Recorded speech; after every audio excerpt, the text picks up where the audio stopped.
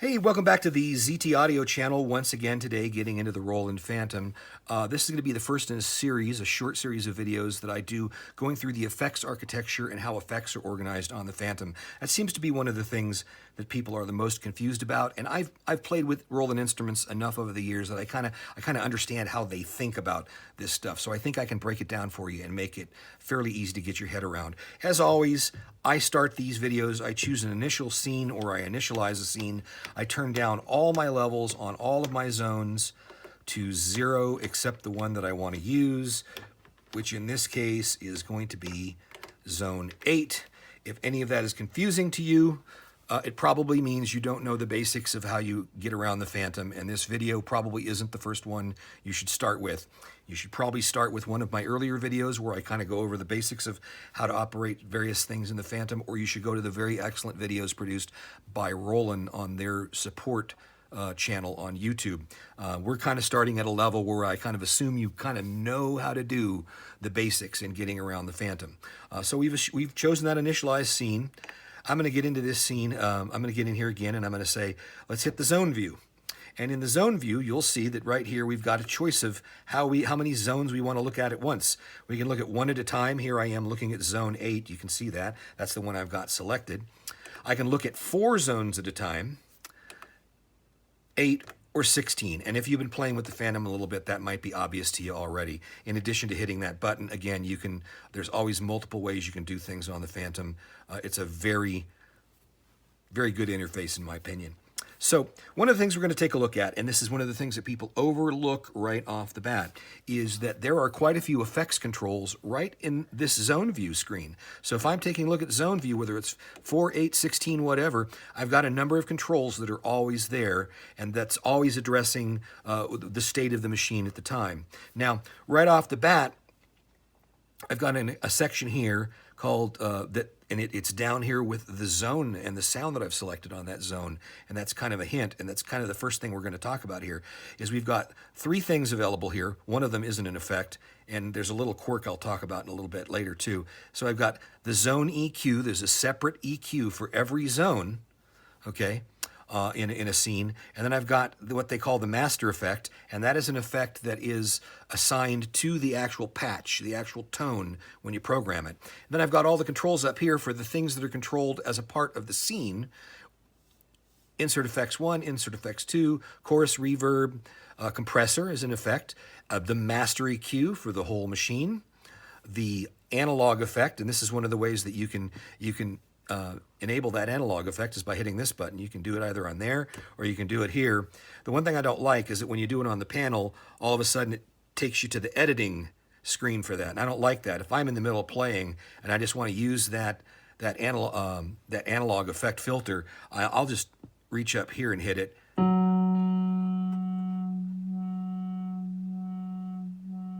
So now I don't have to worry about, I'm getting all of this stuff here. I may have other things on the screen that I want to see at the time. So we'll turn that off. And so I'll also turn off the master effect. I also call that the multi effect, by the way, because there are some effects that are more than one thing going on at once. So we've got that. I'm going to go ahead and I'm going to write the scene. Okay, just so that we don't lose what we've done so far in selecting zone 8 and all that kind of stuff. And so then what we're going to do is we're going to go in here, we're going to take a look at one zone at a time, zone 8 in this case. I'm going to hit the parameter button, and that's off to the right here in the effects section. And what that'll do is that'll take you right to the multi-effect or the master effect controls. In other words, all the things that control the parameters of that effect. So if it's a phaser or something, we'll have, and by the way, the way you do things on the Fantom, there's always multiple ways. I can double click that and get into a list. I can just scroll through the things that are there. I can hit the enter button, all kinds of stuff like that. Well, I just happened to end up on a script 100. That's, I think, supposed to be an MXR phase 100 phaser.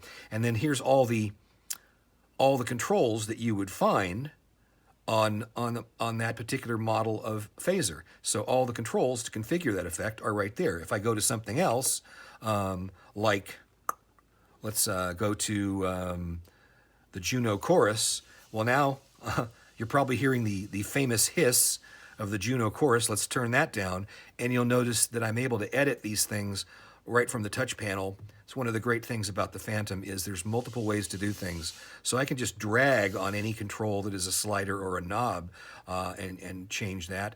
If I do select something, I can use the knob that's right below it to control that as well. And also any parameter that I've selected, I can use either the jog wheel or I can use the increment decrement buttons to do really precise control as well.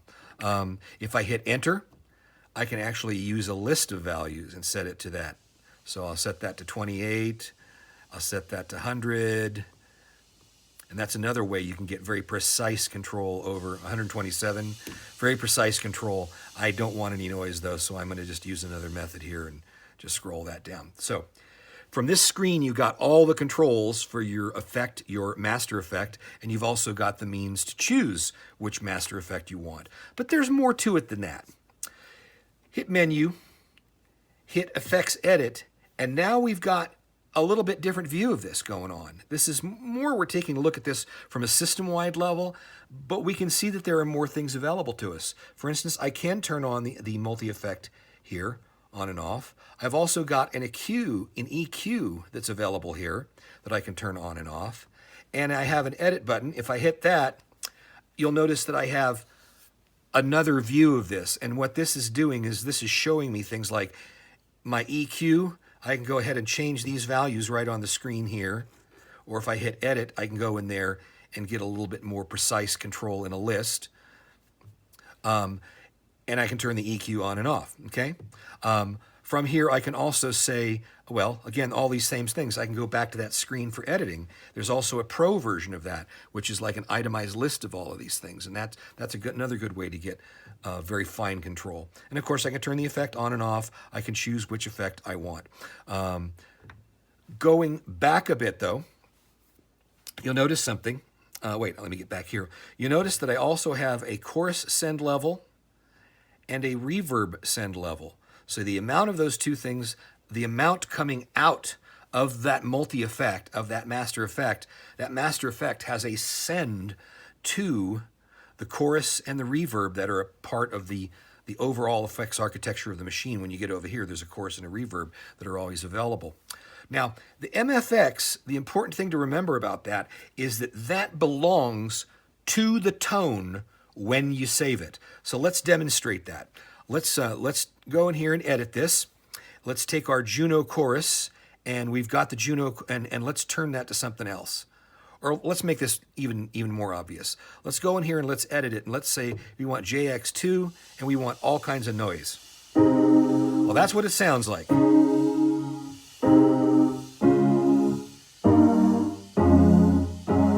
If I hit right now, and I say I want to save the tone, I'm going to save this tone to an initialized place. It's going to be, what is it, 256. I'm going to go ahead and save that. Boop. And I've just renamed it with a bunch of, I just named it Pop Piano. Another version of Pop Piano. So now I've got two patches with the same name. That's not always a good thing. But if I go back and I change this to that original piano, which is going to be one of my first Z-Core pianos. Where is it? This one here. You notice I don't have anything. But if I go up here to 256, where we stored that one before, we should be able to, let's do this the easy way. Say A, C, okay. And I save that in a user slot, so I'm going to hit user over here. AC 256 Pop Piano. Now I've got that chorus back with all that. So that's saved as a part of the tone when you save it. So play around with that, because that's not necessarily saved with the scene. If you've used the Fantom before, you'll notice that when you hit right, you say, I want to save a scene. If you've made changes to a particular sound, it'll ask you, hey, wait a minute, you want to save those tones first?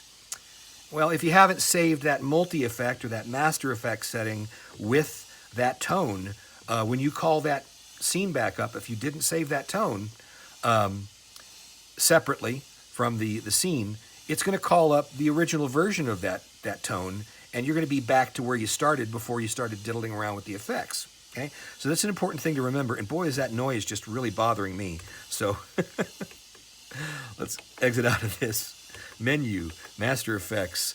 Where are you? Effects Edit. And I want to go into editing, the Juno chorus. And I want to turn that noise level all the way down, this time using the knob.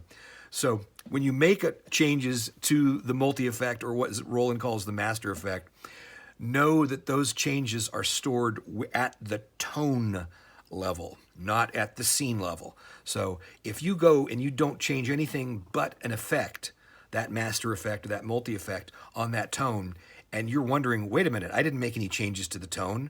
Why is it asking me if I want to save the tones?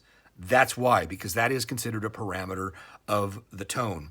And that's probably a good place to stop for this video before we make this an hour-long affair, because that explains one of the interesting concepts right off the bat. And there's things that are saved as a part of the scene, and there's things that are saved as a part of the tone. And the multi-effect, the master effect, is saved as a part of the tone. Later on, we're going to go through all of these controls, and I'm going to let you know what every single one of them does and how you can use them to good effect, which is kind of almost a pun. But that's as far as we're going to go today. But thanks once again for listening, and we'll see you again next time as we dive into the Roland effects. Bye-bye.